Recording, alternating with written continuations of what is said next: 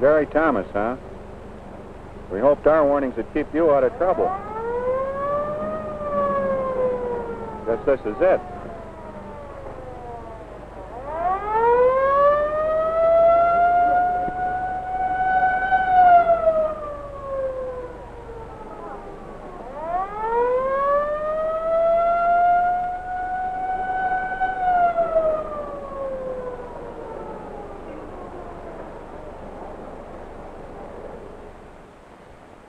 I didn't hit that man.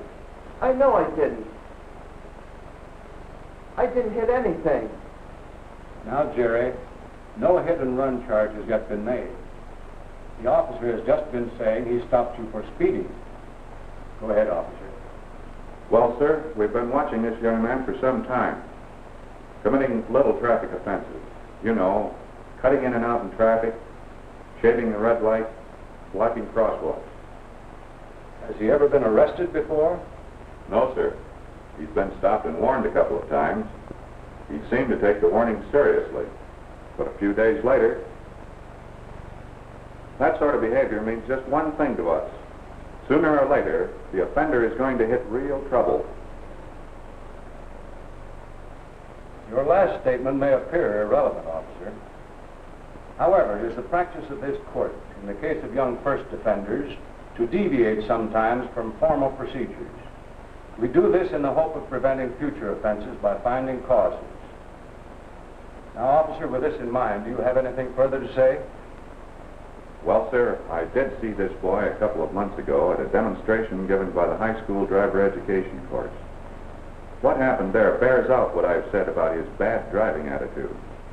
The class was testing stopping distances and reaction times with the brake reaction detonator.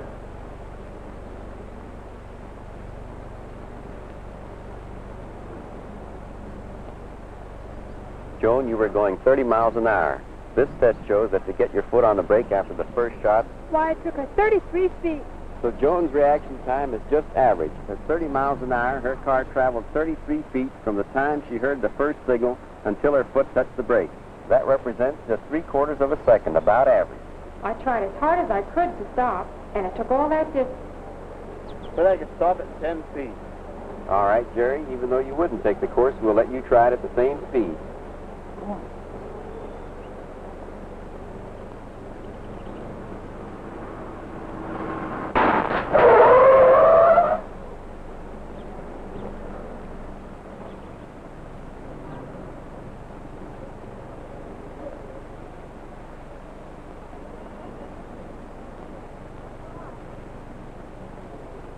At 30 miles an hour, Jerry's foot hit the brake in about half a second.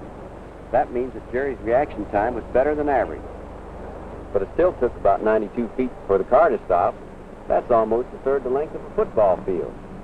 So you see, there's no such thing as stopping a heavy, powerful car on a dime, no matter how fast your mind reacts. Boy, was that easy. Well, I was only taking my time. Bet I could do a lot better than that. When I heard that, I figured it was only a matter of time.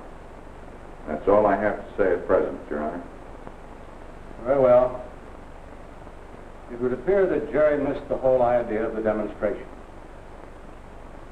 As the instructor pointed out, the power of an automobile must be controlled not merely by quick physical reflexes, but also by good judgment. Either one without the other is useless. Jerry apparently regarded his superior physical accomplishment as sufficient. He failed to match it with good judgment.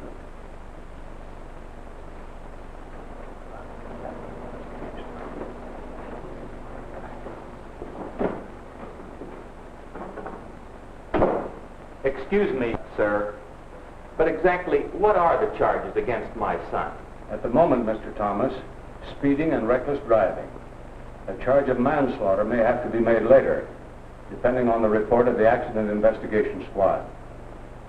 I just can't understand it. I just can't believe he's like you say. And Jerry was always so good about the safety rules when he was a little boy. I can even remember that day when he brought the map he made in school, showing the safest way home. He was so proud of it.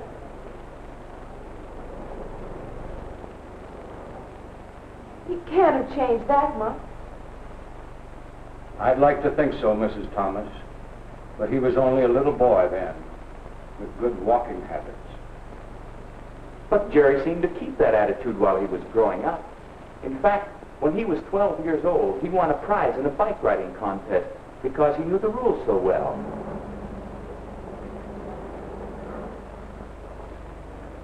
Jerry took no chances with his bike. I guess it was because his teacher and I had drilled it into him from the start to obey all the rules and to watch out for folks who don't. I used to keep telling him that there's always some motorist who's going to do some crazy fool thing. Yes, that's right. You started him out fine. But did you follow through with those ideas when Jerry began to drive? There's no doubt, Mr. Thomas, that Jerry's early training made him a good pedestrian and a good bicycle rider. But maybe he needed some more help, some special help, when he started to drive a car. That's when he started to borrow power, not his own. What is your name, young lady? Nancy. Nancy Tilford, sir. Yes, all right. And you were riding with Jerry when the arrest was made? Yes. Yes, I was. Now, suppose you tell us everything that happened from the time you started out this afternoon. Well, it was in front of my house where we started. Then Dick came along, just as Jerry was helping me into the car. And Jerry was helping you into the car? Oh, yes. He's always very polite about things like that. I see. Go on. Well, like I say, Jerry was helping me into the car when Dick came along. And we all decided to go down to Warner for a mall.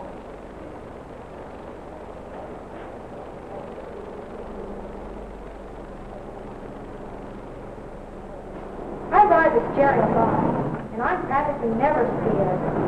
He really handles the car awfully well. Well, on the way, we stopped sort of close to another car at a red light, and the man said some awful things to Jerry. I get so embarrassed when those things happen. Some people can be the worst sport. Of course, Jerry says other people take advantage of you, and if you want to get anywhere, you just have to be first. When we got near Warner's, we did stop in a crosswalk because we were looking for a place to park, and Jerry didn't see the red light in time. I think it's terribly discourteous, but like Jerry says, people do it all the time. And then he did something so sweet that I just had to forgive him. He accidentally made a lady drop her bundles and helped her pick them up.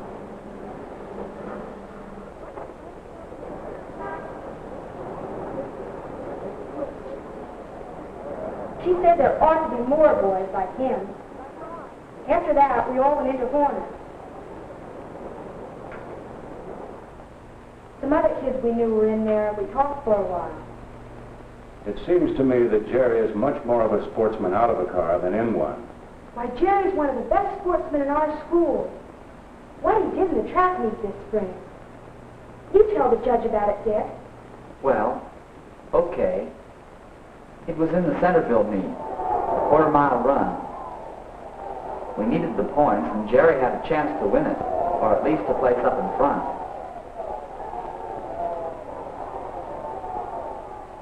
He made a bad start and accidentally knocked down one of Centerville's men.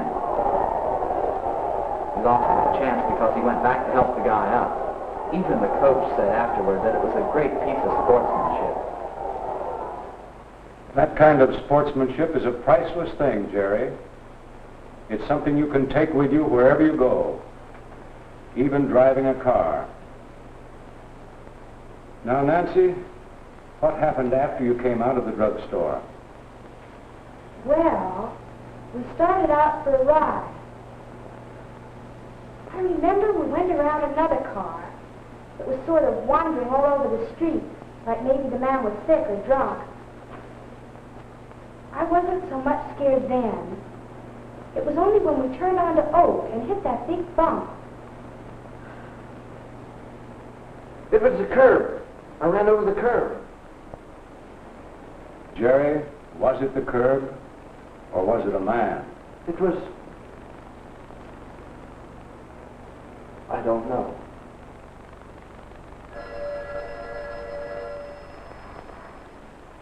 Yes? All right. 5 minutes? Yes, thanks. Now, Jerry, I want you to know that a hit-and-run charge has not yet been made. It depends on the result of the investigation. I expect final word in a few minutes. But perhaps now, the caution and respect you had toward automobiles as a little boy is beginning to take on a new meaning. As a pedestrian, as a bicyclist, and as an athlete, you used your own power wisely. But when you borrowed the power of an automobile, you failed to see that it was not yours to do with as you pleased. It was only yours to control. Nearly everywhere we look, we see men controlling power. In many cases, human lives or valuable goods depend on how these men control and use that power. You have to remember that a powerful machine does not do its own thinking. You must do the reasoning for it. The driver of a bulldozer, for instance, can't afford to be reckless or to forget what he is doing even for a moment. And neither can you as the driver of an automobile. Sportsmanlike driving means that you drive with courtesy to others, that you observe all traffic laws, that your car is always in control.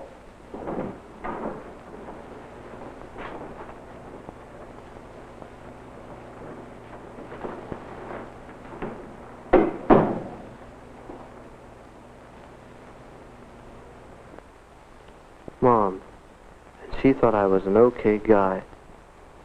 There's Dad. He had the right idea and I fumbled it. And Dick tried to make me look good to the judge. Nancy, she'll never want to ride with me after this. Me. I didn't drive that car, it drove me. I won't drive again. I'll never drive again. I'll never drive again. What you mean is you'll never drive again as you did today, Jerry. This report just handed me clears you of the possible manslaughter charge. Your car showed no evidence of having struck a person. The car that killed the pedestrian was the car you passed. It was found a few blocks from the scene. The driver was intoxicated. You must realize now what a dangerous situation you have been in because of your unsportsmanlike driving. The evidence given here today, together with other evidence of the manner in which you were operating a car, makes you guilty of reckless operation. I hereby impose a fine of $25. In addition, I am recommending, in accordance with our traffic laws, that your driver's permit be suspended for a period of 6 months. Then, if you get your permit back, and if your parents allow you to use the car, well, the rest is up to you. This court is adjourned.